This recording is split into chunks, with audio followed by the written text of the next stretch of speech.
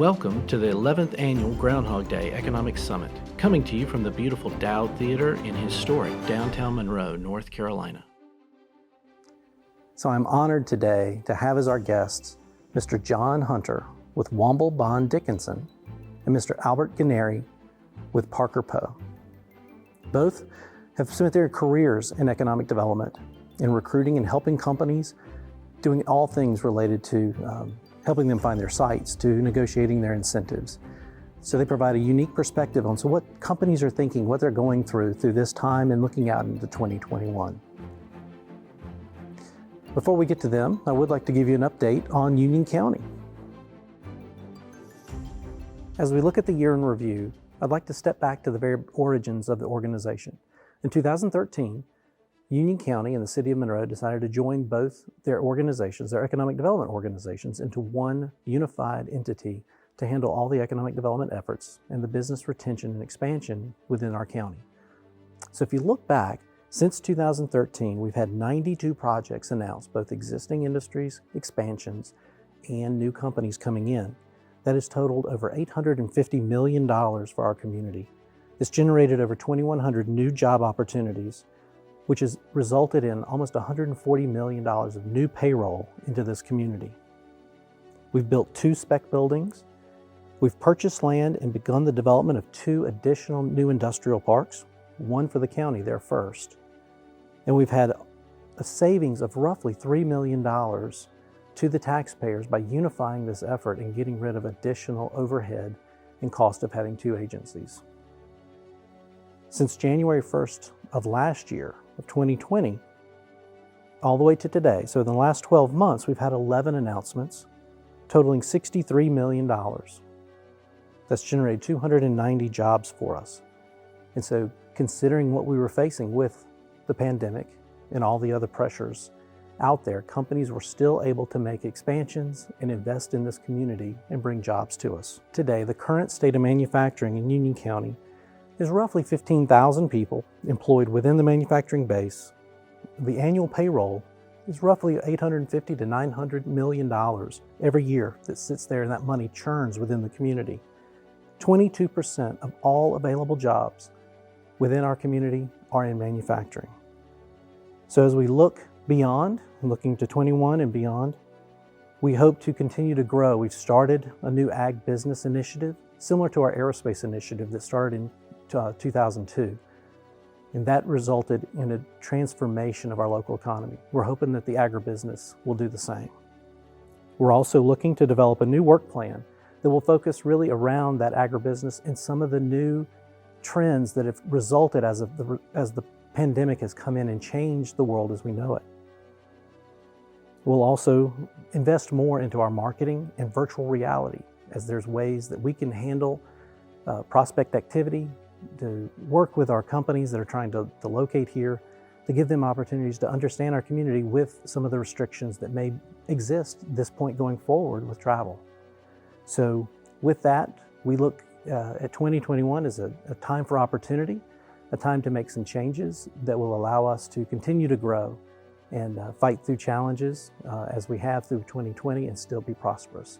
I think we're in a great location, a great spot, and we have the underpinning of our economy is definitely strong going forward. So with that, let me introduce our 2 new speakers. So the first conversation we're going to have is with Mr. John Hunter. John is a partner with Womble Dickinson, and for 20 years he's been a pure economic development attorney, focusing strictly on the economic development decisions that companies have, whether it's to expand or relocate or even consolidate. John has worked with very large companies like Google, Samsung, and SPX. And prior to that, he has worked with the Charlotte Regional, or the former Charlotte Regional Partnership, a 16-county regional economic development organization where he was a tremendous ally to this county. I think that John brings a unique point of view that we've not had. He's the first-time speaker at Groundhog Day, so I hope you enjoy the conversation.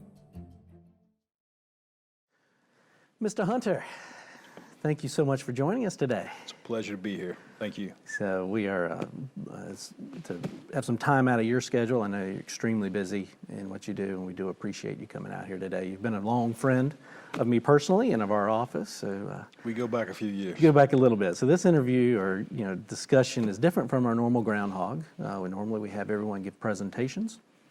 So it'll be a little bit different in the fact that we're just doing an interview style, but also probably different because we know each other too well. And that's a good thing. Yeah, it'll be entertaining, Yeah. possibly, or insulting to Potentially. me. Yeah. So, on that note, you went to Duke undergrad, UNC Law School. So do you hate yourself? Are you self-loathing? And what is the matter with you? The allegiance completely aligns with the dark blue There you go. as opposed to light blue. But my Tar Heel friends like to say, that my trade craft was learned and honed in Chapel Hill as opposed to Durham. I got you. But yeah. It took some adjusting those first 3 years of law school. Well, it's nice that you can always find a winner, no matter what. That's right. Yeah. Unfortunately, with Clemson, we only have football. Well, unfortunately with Duke and Chapel Hill, typically we don't have any football. It's only basketball. Well, Chapel Hill's kind of turning it's the table. turning that around. I'm not a fan of Mac right now. He's scaring me a little bit. Yeah, I can understand. Yeah. Well, in looking at the Groundhog Day is really to sort of pick your brain to see where things have been in 2020 and where they're going in 21. Sure. And so, obviously, we have to talk about COVID, as much as I'm sick of talking about COVID. And I was just curious, how has that changed the business of economic development? How has that changed your interactions with clients? That's a great question, and it's COVID has really impacted economic development in a myriad of ways. Mm-hmm. I mean, as you well know, our industry and profession is relationships, Right. and client-driven, and interactions. And typically, it's an industry that attracts extroverts such as you and I. We enjoy working with people closely and working with a myriad of different client referral sources and projects. And COVID obviously has minimized that a tremendous extent. With respect to clients, it's hard to get clients on the ground looking Right. at actual sites, buildings, especially international clients. So a lot of, just like everybody else, a lot of Zoom calls, WebEx calls. But people have gotten creative and have gotten more technology savvy, I think, with respect to COVID. I mean, so there's silver linings, but by the same token, it's had a tremendous impact. People have adjusted. 2020 was still an outstanding year, I think, in terms of economic development. And hopefully we can get on the other side of this thing in the next quarter or so and really reap the benefits of a COVID-free world together with that additional technology savvy that Right. most people have learned. Yeah, it seems like from a technology standpoint, where we were going has really accelerated 5-10 years. I couldn't agree more. And so that is really, it's made us do things. I mean, even this, having to videotape and learn how to do podcasts, how to do Sure. other things that we would not normally do. I just want to go out and find companies and That's right. do the business. And so we've had to learn a new skill, which is exciting in its own right. But Even for old guys like us. yeah, I know. It's you have to hold your mouth right to kind of make the computer do what you want it to do. Yes. But so it's not as natural. But it's been that COVID has with some of the activity being down. So we had January to March, May timeframe. It was really slow for us. We were like 55% down year over year. So that allowed us to learn some of these other skills and sort of get geared up, ready. And so when we were looking at, we had an Italian client that we actually had a drone going That's right. live on Zoom Yeah. to the board of directors in Italy. How about that? It's things like, who would have ever thought? 25 years in this and Yeah. never thought we would do that. So, we were used to grabbing a helicopter and That's right. flying over it, not doing that. Not a So- drone. yeah, Yeah. exactly. So, you've had a lot of big projects that you've worked with, from Google, Samsung, SPX, a local firm here in Charlotte. How are they looking at things right now? Have they sort of paused, or are they saying the underpinnings are solid for the economy, we're going to go forward? How are they looking at things? It's funny you should mention large projects. Last year, 2020, during the middle of COVID, and really we had the benefit of this project initiating prior to COVID. Right. So it was halfway down the pipeline. But the largest project which is ever announced in North Carolina, Centene, announced back in the first week of July. Yeah. What a godsend. I mean, that was for those that aren't familiar with the Centene name, it's a healthcare-related company that was citing its East Coast headquarters / IT campus. Gotcha. And at the end of the day, this is a company that announced 3,200 jobs, over $1 billion investment, office-related project, North Carolina's first transformational JDEG project ever awarded. That's right. Yeah, one of the new incentives. That's right. New incentive that was originally adopted when North Carolina was recruiting some of these OEM, big automotive manufacturing projects. Most recently, Toyota, Mazda. Right. That the Toyota. That one hurt. Yeah. But Centene was able to take advantage of meeting the thresholds in terms of capital investment and job creation, and we got that project announced. It was a labor of love. It still took a year or so. But COVID certainly has impacted, the decision making for companies that maybe weren't quite as far along as Centene was at that juncture, and are really, for example, office-related projects. It's been transformative in terms of the space which is now coming on the market. Yeah. Sublease space. I'm in One Wells Fargo in downtown Charlotte.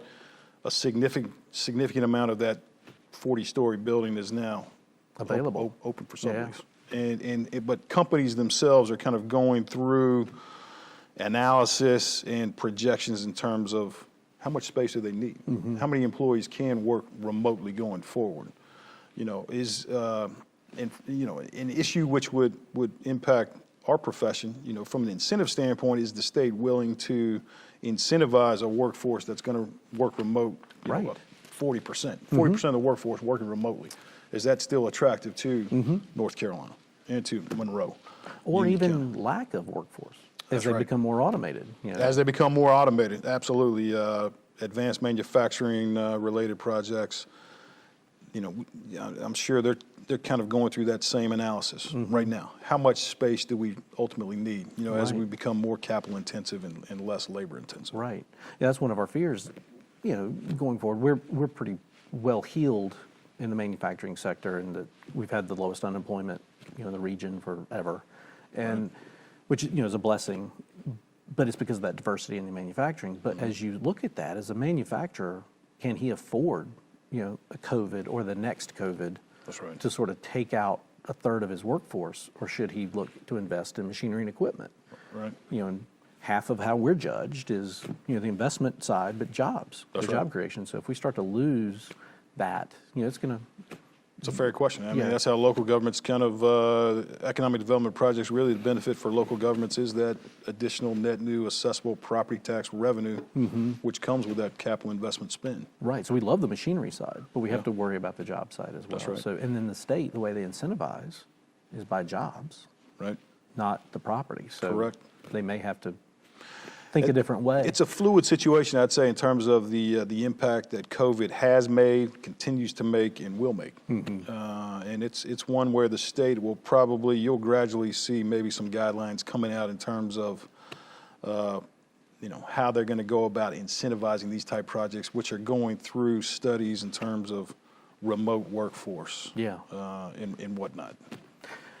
Looking at that, so obviously North Carolina does it a certain way, and it's been successful to this point. Are there other states out there that you have interacted with that are doing it right? They're doing some innovative things that you have seen?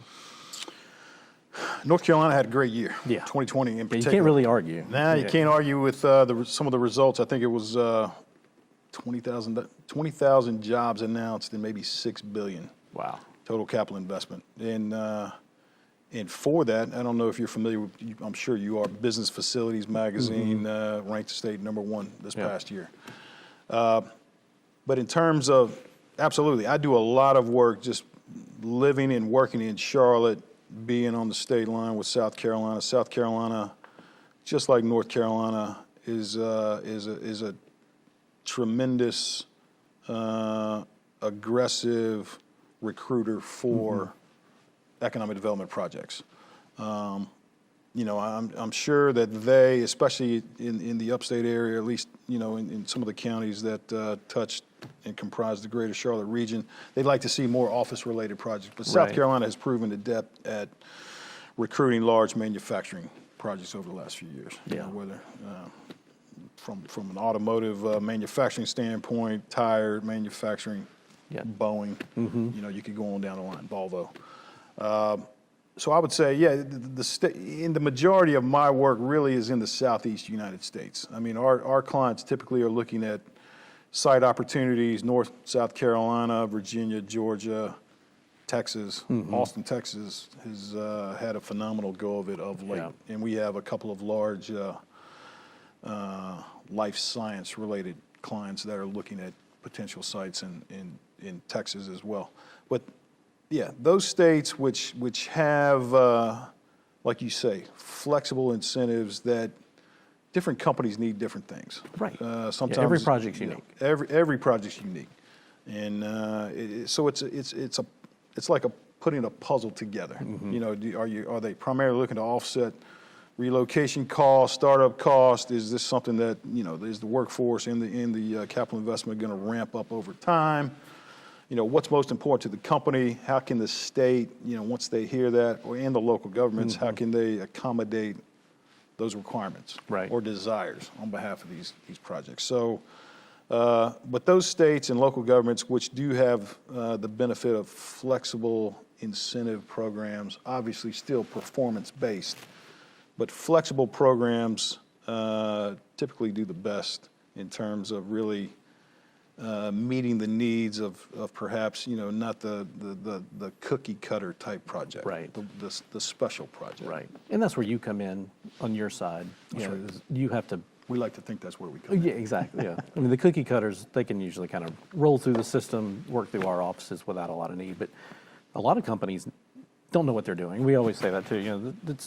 Even the smaller projects require, the small projects require a lot more work, than the bigger projects. But when you're talking about the scale of projects like Centene, there's so many facets that have to be played out that they have to have a consultant attached to it, someone to help guide them, because they do their product. They don't do this every day. That's right, and even small companies. I mean, I was contacted yesterday by an advanced manufacturing type company, and it's a great company. You haven't called me about it yet.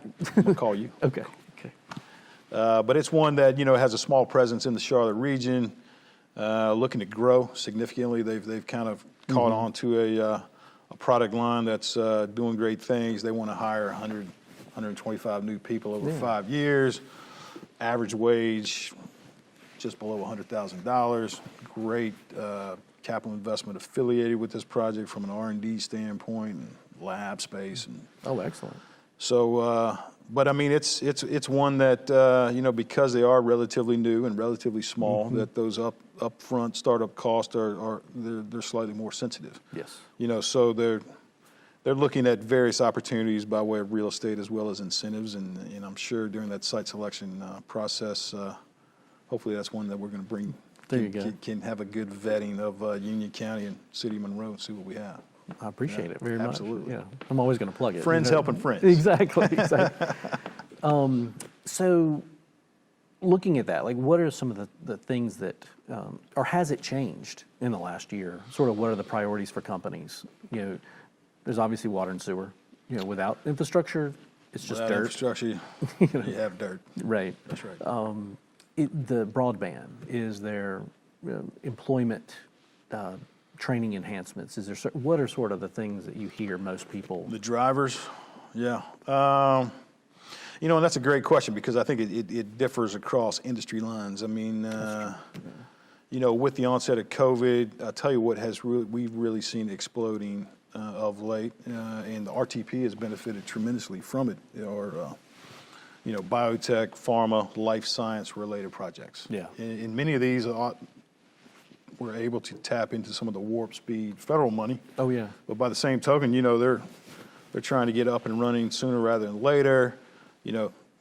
Raleigh, Durham, Chapel Hill, Sanford, Johnston County to a degree. It's a great, from a clustering standpoint. Yeah. In the universities that are in that region, it's just a natural for these companies to kind of flourish and grow quickly. Right. All the resources are there, just like you were saying, from an infrastructure standpoint. So, I think it's the same old adage in terms of these companies are looking to, where can we attract the labor that we need? Highly skilled, trained, educated labor. They're not waiting on it. They're not waiting on it. From a regulatory standpoint, a lot of these companies are coming out of California. But they know that the cluster is there from a labor site, the benefits of doing business in North Carolina perhaps as opposed to sunny Southern California. Right. Or elsewhere for that matter. But COVID has, obviously there's been winners and losers. We also had I won't mention any specific names, but we had a specific IT headquarters related office that was in the cruise line industry. Oh. COVID hit, and obviously stock of that company fell dramatically. Cruise lines were shut down, and that project went poof. But it's just, there's no rhyme or reason in terms of, who's done extremely well. Think about the mortgage industry. Yeah. Mortgage industry back in early 2018, probably heading in the wrong direction. COVID, mortgage rates drop, industry blows up. Right. And people moving. They're trying to get out of the New York. People are moving. They're working from an area probably on the North Carolina or South Carolina coast where they have a view. They know they're going to be working remotely. The kids aren't in school. Right. They're taking advantage of that. Yeah. And so those companies have flourished. So it's really interesting to kind of analyze the impact that COVID has had on different industries. Yeah. That's, obviously aerospace is our baby, and they've not done well through this, even though we've still had the Pratt Whitney up in Asheville. Pratt Whitney, exactly. The UTC here has done fairly well. They've just completed a larger project. So that was going on prior to COVID. And so there's some bright spots within the sector, but overall it's been hit really hard. Agreed. And that diversity is nice to have. So Sure. Obviously distribution, cold storage, anything food related, like you're saying, Food-related. medical. That's right. They've done well. Construction materials. Yep. That's another one because people are renovating. They're doing the building as they move. Yeah. I think you touch on a good point. North Carolina, because the year 2020 was made by projects such as Centene, Pratt and Whitney, but also projects which have located into tier 2, tier 1 outlying counties. Like you said, food and beverage, Nestle, Purina, Farmina in the city of Rockingham, and The places that they haven't seen a lot of success. Exactly. Yeah. And you got to take great solace in the fact about the Pratt and Whitney project. Even though it's not in Union County, you still have, what was that, a $650 million project announcing in North Carolina. You have the great base here, that cluster, that burgeoning industry in aerospace. I think you're only going to see good things happening. Yeah. Especially once we get on the other side of this pandemic. Again, like you said, because we have a ready-made workforce that's already here. That's right. So in that infrastructure to help Customized support training them. in your tech schools and community colleges. Yeah, That's even right. down to our public schools. We have academies and other things. So it's been really good. Is there any other sectors? Is there any other sort of things coming out of this that you're sort of hearing scuttlebutt that are going to see some benefits, or are stronger coming? Sure, I think the scuttlebutt is from a financial industry related standpoint. You're hearing a lot of maybe, even banks, financial related companies based in New York City, in the Northeast, maybe in Chicago, also out in California, that are looking at moving. And I think North Carolina is certainly going to be a destination, and the Charlotte region in particular is going to be a destination for those type companies. Warehousing, distribution is still flourishing. We worked with a large developer out of Kansas City that is doing probably this is significant, $500 million deal in Gaston County. They're going to build over couple million square feet, 3 million square feet, I think, of warehousing and distribution space on land that really has gone unnoticed for the better part of 30, 40 years. Your good friend Donnie Hicks, I think, has that's been his labor of love. Absolutely. And finally, he's got a large developer, real estate developer that's coming in and doing a lot of this on spec, just like in York County with Strategic Capital and numerous other developers that have built that type of product, and originally maybe was done to attract large distribution warehousing type companies, but at the end have attracted some light manufacturing. Yeah. Arrival for one has gone into a Scannell building down in York County where they're going to build these electronic buses and vans. That's true. That's right. From England or whatever. Yeah. So I mean, you have the product, you build it, you have that infrastructure. It's good to see developers still putting up spec product because that will put them ahead of the game. Yeah. Helps you ahead of the game from a product standpoint. And these things aren't sitting empty very long. Right. We finally got a contract on our spec.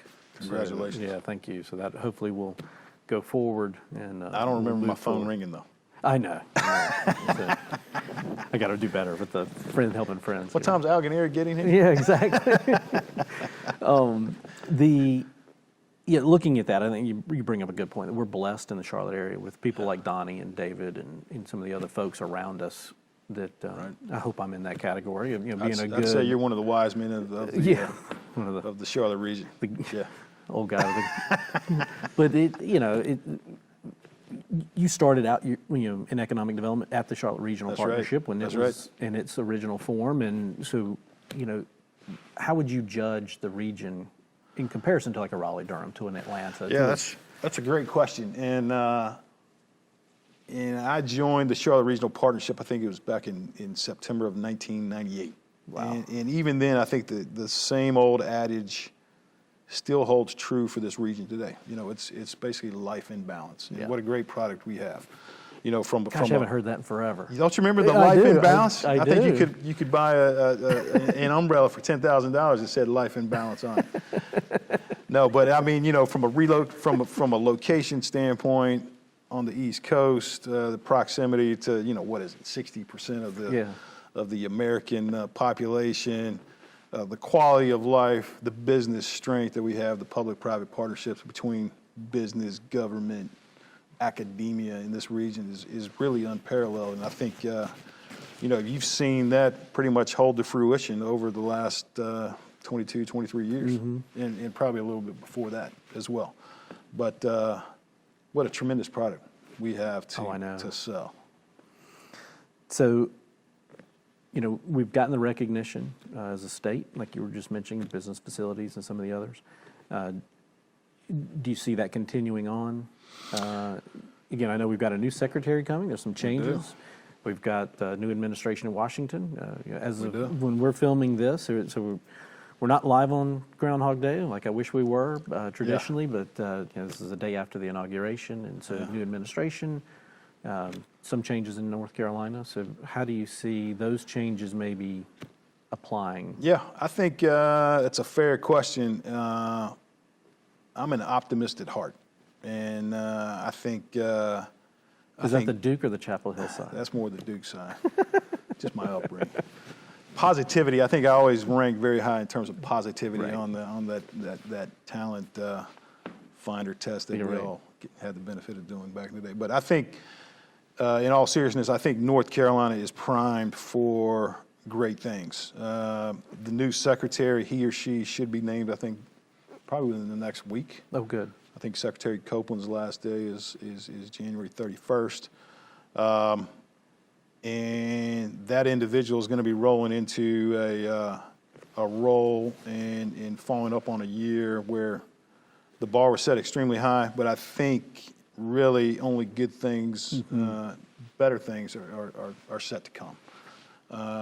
Good momentum. Yeah, tremendous momentum. It's a destination. Millennials are moving here. We have so many good people in terms of professionals that work in the economic development industry day in, day out. And, that combined with the product and with the life in balance, we're in store for good things. Yeah, whether it's office-related projects, manufacturing, distribution, maybe even an occasional data center server farm or colo. Yeah. We'll see. So we've talked about, where things are going, a lot of the targets that maybe we can go after that would have some success sort of the next year or so. And obviously there's a lot of good communities. Is there some traits of communities that are screwing up, that are not doing as well? Is there some things that you would say, don't do that, or look out for if you start to, in some of the communities that you've gone to, is that, oh my gosh, what are they doing? I don't know if Don't anything. name anybody, I don't know if obviously. anything that egregious is, Yeah. that I've observed. The communities that are doing well. I mean, your other old buddy up in Catawba County, Scott Millar. He's got a new park that recently came out of the ground, right on 321. In between 85 and I-40, just slightly north of Lincoln County. Trivium Park, and that's a park which I think they had the foresight to take down, get the infrastructure to years ago, and look what's happened over the last couple of years. I think a large German company is farmer related, has gone in there, as have two big recent Japanese projects. Cattler, Fuji Seal is another one which just announced in just prior to Christmas. But I think, that park, just like Lincoln County's industrial park on 321 back in the late 90s, early 2000s, it blew up. Yeah. So just like you said, Chris, those communities that are investing in the future, investing in greenfield sites, making certain that those sites are serviced by water, sewer, road capacity, Right. all the necessary infrastructure. It's coming. I mean, these projects arrive. Right. Just like we said before, even the developer spec projects, 200, 300, 400,000 square foot spec buildings are being scooped up in fairly short order. It's like you said, like Gaston, some of these others, they put things in place years ago. That's right. And then to get those developers to come in, they had to have that already put in place, the infrastructure there, the water and sewer capability, availability. It's just taking the risk out of the equation. Because if you don't, someone else will. That's right. And And so- that's what folks like me are looking to do. Yeah, scratch me off the list. No, man, I want to keep you on the list. But you know what I mean, yeah. It's always easier to give me a reason to take you off a list. That's right. Not That's add exactly you to a list. That's right. So, well, as we sort of wrap this up, Hey, it's been a pleasure. any prognostication? Any pearls of wisdom to drop? Exactly, for 21. The Blue Devils might not make the field of 64 this year. That might be. No, I mean, my pearl of wisdom for the day is expect good things, especially once we're on the other side of this pandemic. And I think that is going to happen in fairly short order. Short order being another 2, 3, 4 months. As the vaccine gets distributed and we all advance in that regard. But I think this is an area which has all the benefits, and we'll continue to see good project activity in the pipeline in a myriad of different industries. Well, that's great. So, thank you so much again for being here. Your knowledge is better than your golf game. So, Hey, man, I appreciate that too. Certainly better looking than my golf swing. Yeah, there you go. Well, again, thank you so much, and Thank you. Happy Groundhog Day. I appreciate you having me. All right, Thanks, sir. Chris. Our next conversation is with Mr. Al Guarnieri. Al is a partner with Parker Poe Adams Bernstein in Charlotte. Al has been in economic development, I think, his whole career, focusing primarily in the international sector, but working with all companies, both domestic and international.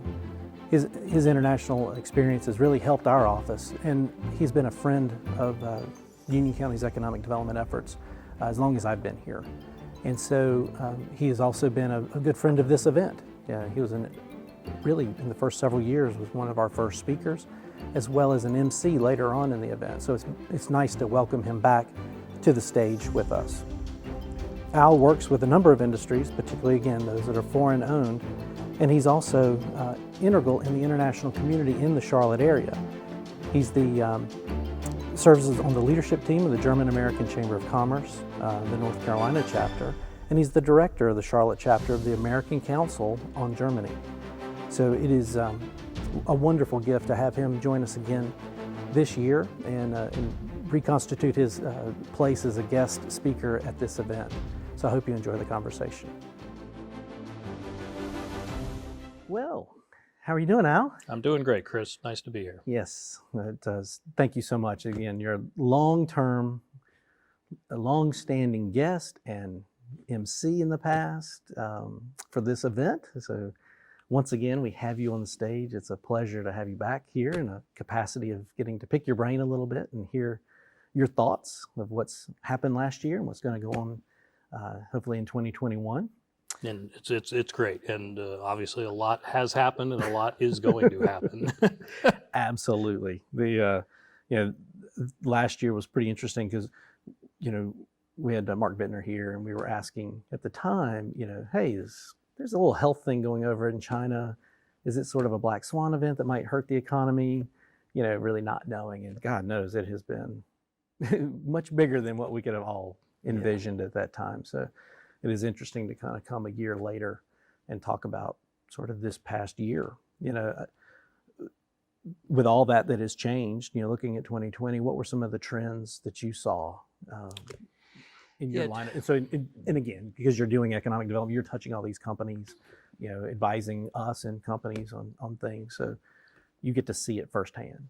Yeah, and saw a lot of things last year, and I will try to cover a little bit from sort of the domestic side, but particularly the foreign investment side, which is the area that I focus on primarily.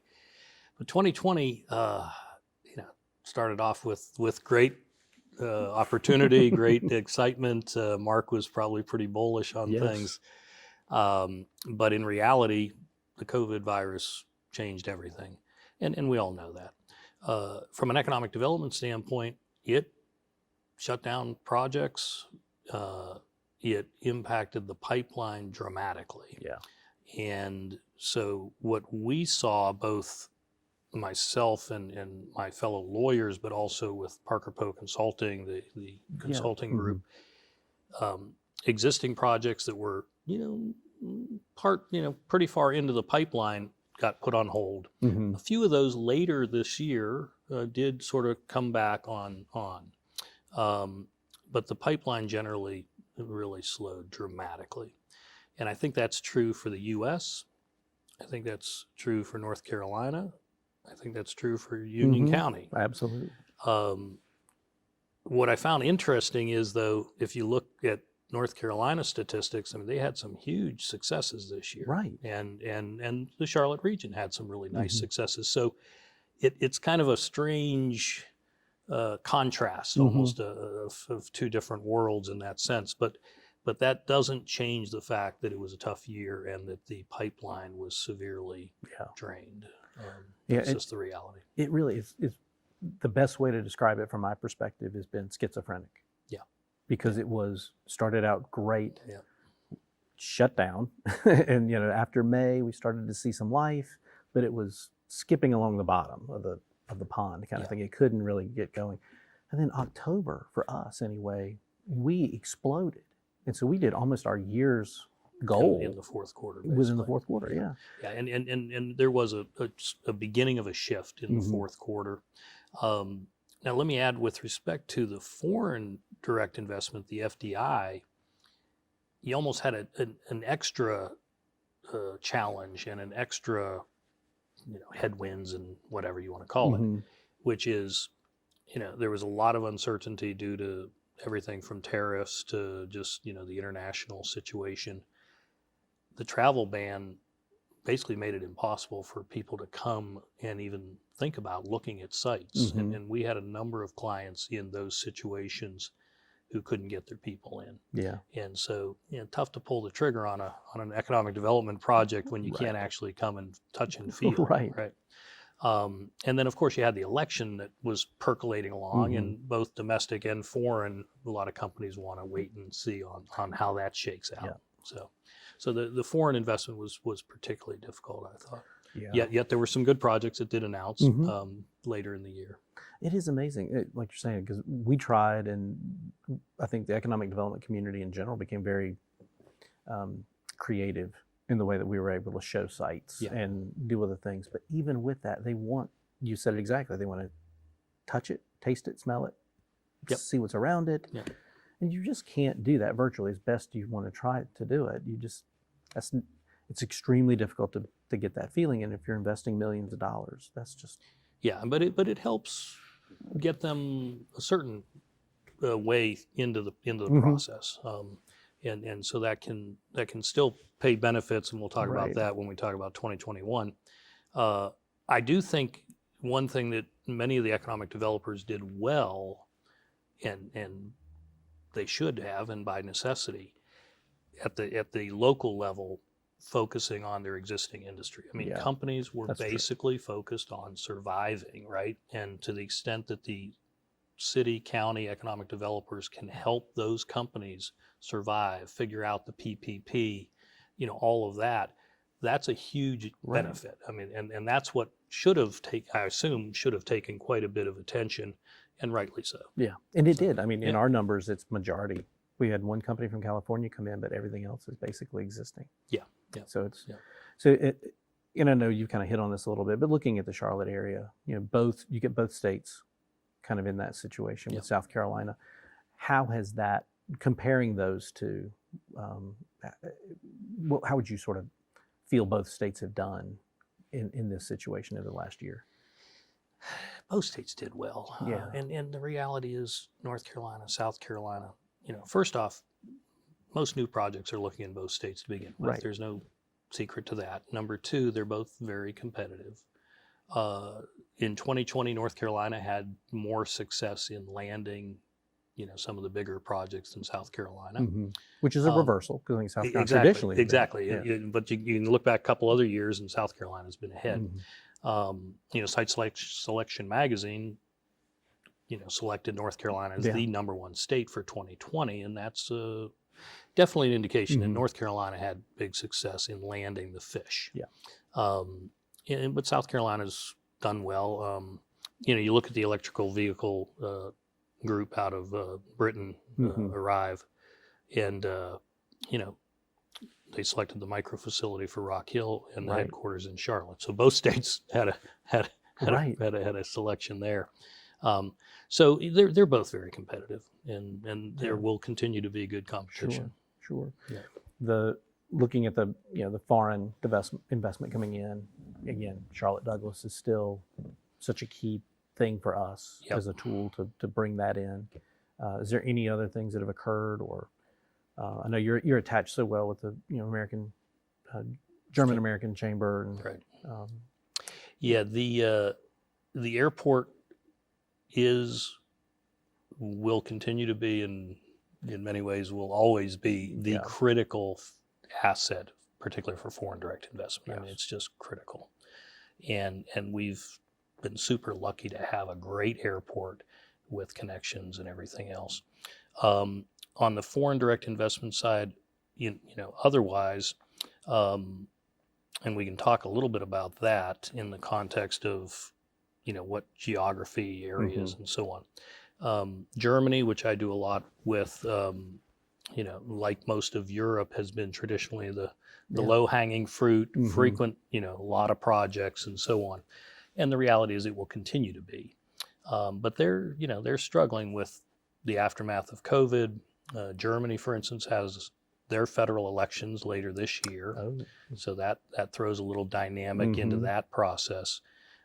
So there's some struggles there, but the reality is Europe will continue to be an important player for our activities, and Germany and the Germanic DACH countries will continue to be important.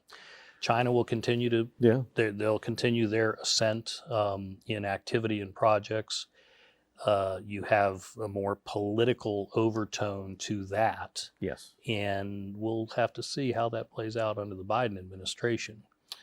I don't expect dramatic shifting between the Trump policies and Biden policies with respect to China, but we have to wait and see. I mean, he's got to balance the economics with, cooperation with Sure. China on certain aspects, whether it's Korea or whatever. But the China, the activity of China will continue, subject to government limitations and Right. regulations, and that's a little bit yet to be seen.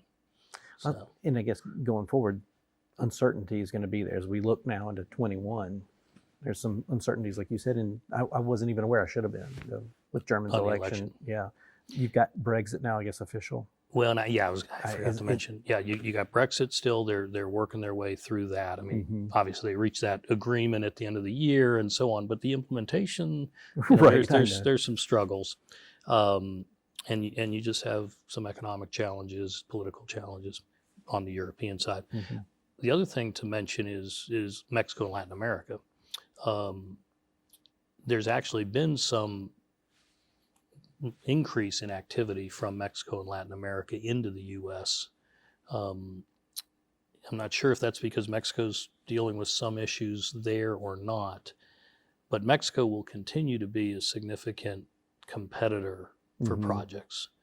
Under the new NAFTA, they've got to deal with some wage and content requirements and so on. Right. But if they make that transition effectively over the next 5 to 10 years, they're going to be very competitive for a lot of projects, particularly automotive. Yeah. I was going to say the USMCA has got I hope it's going to be a beneficial thing, as NAFTA or any agreement ages. Right. And so as things change over time, that hopefully that sets us up now going forward with those two to keep North America strong. Yep. But so looking again, COVID, what are some trends that you're seeing that you might see going into 21? Is there any sort of so tea leaf? I mean, and again, it's a little bit of tea leaves, but I'll tell you how I see 2021 playing out. I think so I look at 2020 as the year of survival. I look at 2021 as the year of growth and rebirth almost. Okay. I think 2021 and then particularly feeding into 2022 have great opportunities for economic development. First off, COVID, I mean, it's bad right now, and it's going to stay bad for some time. But assuming that the vaccine continues to come out as we think and so on, there's going to be what I call a growth of confidence in safety. Yep. And we're going to see a trend of positive confidence that this is working, it's getting under control. McKinsey said in November that we'd hit herd immunity in the third or fourth quarter. My guess would be more like fourth quarter or end of the year, but that doesn't mean there's not going to be a growth of confidence in our safety. That alone will help the economy. It will give confidence to companies. Other factors, companies can't keep staying on the sidelines, okay? Right. So the projects that were put on hold, depending on where they are in the pipeline, those are going to get restarted, and we're already seeing indications of that, okay? So that's going to happen. As we go further into the time period and you get closer to the second half of the year, Q3, Q4, I think the pipeline will be filling up really well. Companies are going to want to move pretty fast. It's pent up. Yeah, it is. And we're hearing that already. Okay. Now on the FDI side, I see almost an added boost to that. Okay. So first off, you look back, Fukushima is almost exactly 10 years ago this March. Hard to believe. Well, it is 10 years ago from this March. Fukushima threw into crazy concern about supply chain, right? What did COVID do? Supply chain, right? Supply chain. And we had already been hearing about the, on-sourcing and all this stuff, right? But I think these concepts and the need to deal with the supply chain is a trend that is going to continue. Doesn't mean it's all going to hit this year, but there's going to be a need for shortening the supply chain, okay? So that is one sizable factor. Along with it, and I do think if you look at the Biden policies, policies on China in particular, they're pretty much going to keep things like tariffs. I mean, they're going to take a pretty strong position on that. So I don't expect a dramatic change in that. So that will impact potentially, Chinese or other countries that are concerned about political risk to set up in the U.S. And particularly, I'm talking manufacturing wise. The lack of PPE during the COVID crisis brought home to roost the whole issue of made in America, U.S. content.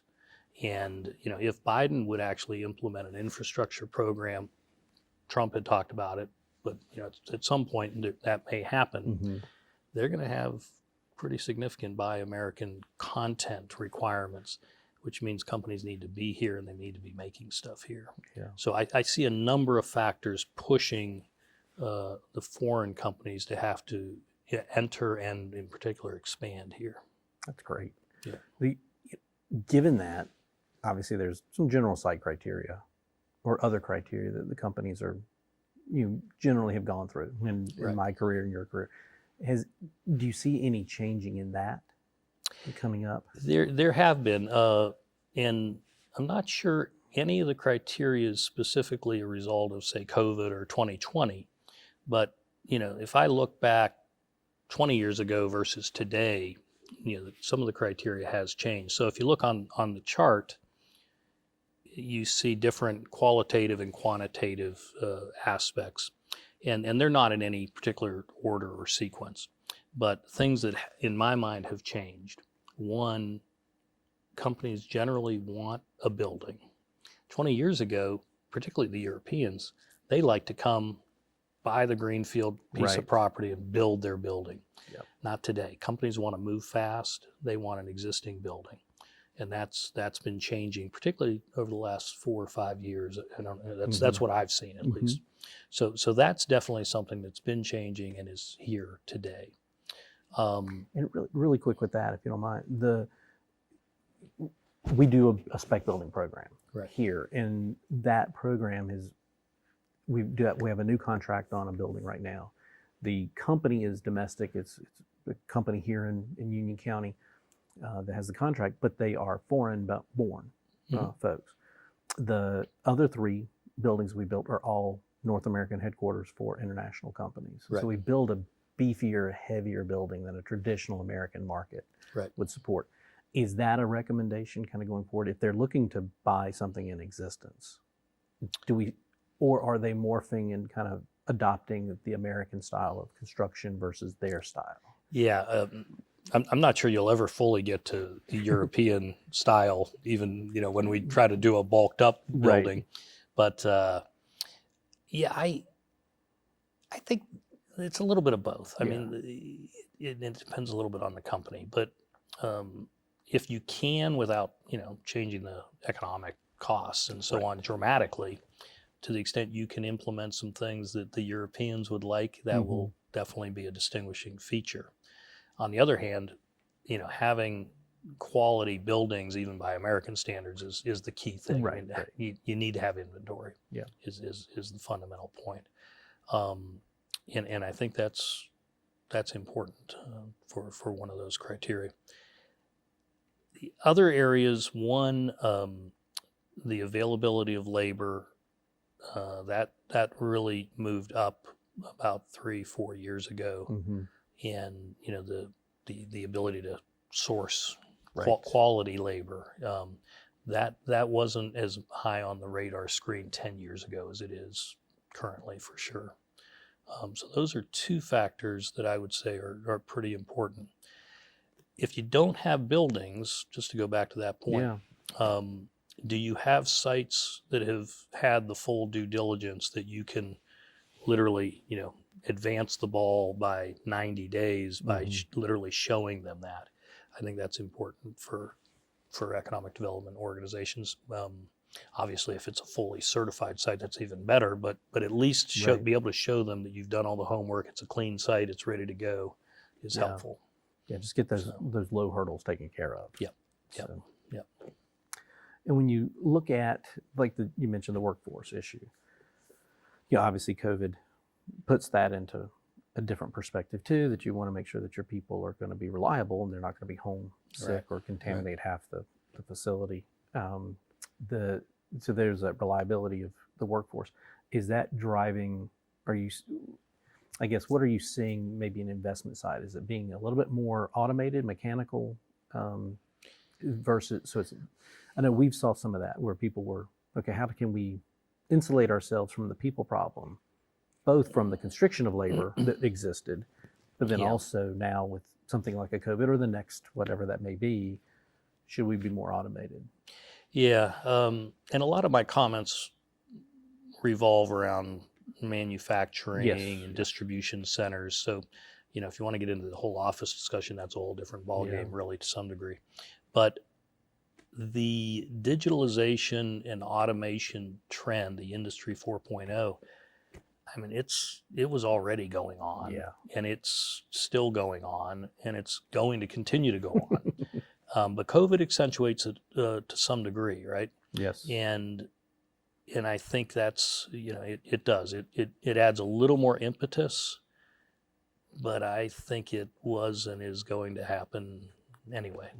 Right. Unfortunately, for better or worse. Right. Yeah. Definitely. I think some things have, and I mentioned this again with John, was, some of our habits as people probably accelerated 5 or 10 years than where they were going. And so I think everything is kind of moved quicker. Yeah. But it's definitely happening, and it is going to have some ramifications for jobs and employment and all of that.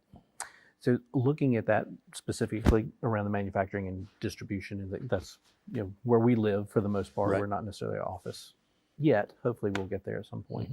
But in the manufacturing side, is there certain sectors that you're seeing, particularly in 21, that we saw some in 20 that survived? We're a big aerospace hub. They did not do as great. So I'm just curious what you're seeing out there. Yeah. 19, 2020 were pretty darn good for food products, food processing, and so on. And I think you guys are pretty well positioned for that sector. I think 2021 will be very good in that area as well. Biotech and pharma related should be strong again. 2020 was obviously strong for those sectors. Distribution will continue to be solid in a, not in an industry specific sense, but just generally speaking, should still be pretty good. Unfortunately, I think aerospace will be down again in 2020 or 2021. And that's just unfortunate.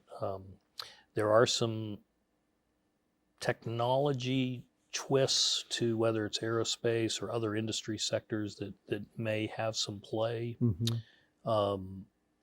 If the Biden administration, depending on how aggressively they go on the green energy side, you could see some green tech opportunities, especially with European companies coming in with their technologies. But I'd focus on the food side and to some degree the pharma biotech if possible. Automotive, I'm not sure it's going to be a huge year for automotive is my guess. I mean, but that transition is the whole electric vehicle thing, right? I mean, and that's not driven so much by COVID, is just it's happening. But that's not a 2021. That's a 10 more year transition of supply lines, suppliers, all that. So that will rare be earths, everything kind of go into that. And that'll be interesting to both see and participate in, because it's a big sector. Yeah, it's amazing to see that now, even the solar, where before it was, kind of cute, it was more of a feel good thing. But now the technology is catching up to where it's actually pretty feasible in a lot of areas, particularly the cars are phenomenal to drive. The instant torque, is wonderful to have that. Yeah, and I'm not a auto specialist in any sense, but I mean there's no denying that it's where it's headed, right? Yeah, I mean, it really absolutely is. And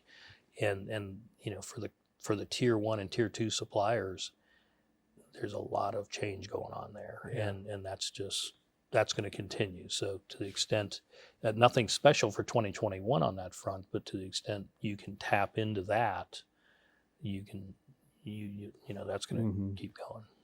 So looking at Europe, again, we have been very blessed with who we've been able to pull across in South America, Japan. So we have a good diverse mix of our industries, but it's still going to be primarily Europe, as you talked about, Western Europe. So looking at that, you would again focus primarily in the Germanic area, or is there any, what countries, is Italy, how are they doing? I know they were really hurt by COVID. Just thoughts there. Yeah, I wouldn't necessarily say just the Germanic countries. Italy, has its challenges, but actually has been pretty active over the last, couple years, and I think will continue to be fairly active. I don't know if that's exactly why, but this is a market that is still big and attractive, and they may see this is the new place the place to grow in. So I think Italy is definitely worth looking at. Again, if you were focusing on biotech and pharma and life science sectors, then you've got to include different markets like Scandinavia, et cetera. So I view it as you blend geography with industry, and determine your targets from that, so to speak. And if I was talking to Union County and saying, what should you do to land some fish this year? One, have inventory if you can. Now that's hard to do in 1 year, but but inventory is important. Be super responsive. Companies, especially the ones that are already kind of in the pipeline, they're going to want to move fast. And the economic developers that respond quickly and effectively, it will help. And I think that, and we're hearing that, we're seeing that. So that's very important. Look at the industry sectors. Do a data dig and select your targets. And what I'm saying there, and I haven't hit it just yet, but with the U.S. content and the supply chain and so on, and if you're looking at particularly Europe, companies that are not yet making product here or sourcing their product and so on, but they're already here and they've been here a number of years, in my mind, are perfect targets for the expansion to the next level. And they so many of the European companies are in that situation. They've traditionally loved the distribution model, but now they're going to need to shift to a manufacturing model. And I would look at that from a targeting standpoint. Excellent. Yeah. Well, I appreciate so much your time. We've known each other a long time. Shared a few beverages over the pond, and it had a lot. And hopefully people will be able to go back over the pond. Yes, exactly. Sometime soon. Yeah, I know that's one of the benefits of this job. There's a lot of headaches and hard things, but is the travel to those locations and meeting new people, that social interaction. At least for us as social beings, I'm sure you too. We're all kind of extroverted in that way, and the virtual works somewhat, but it's not a full alternative to travel. I'm literally booking a flight tomorrow for the third quarter. In the expectation that I'll be able to go. For us, the Paris Air Show was canceled. But I think you have to plan with some contingency thoughts, but you need to plan for mid Q3 and certainly Q4 for what's going to be opening up, hopefully. That's great. Again, That's great. I cannot appreciate how much, take your time to come down here and do this with us. I know it's not the traditional Groundhog Day, but we don't get that audience feedback. But again, I appreciate so much. Your knowledge is incredible, and so we do appreciate it so much. Happy to do it, and I hope 2021 is a great year for Union County. Absolutely. Thanks, Chris. Thank you. Well, I hope that you enjoyed the show this year. Again, it's a little bit different, and we look forward to having everyone back in person for the 2022 version, the 12th annual Groundhog Day Economic Summit. But as we go forward into 21, I hope everyone keeps their chin up, that we can have a positive attitude as we go through this together, and then hopefully we will come out again more prosperous and more ready to handle adversity of any kind. With that, I want to thank you again for joining us, and we'll see you next year.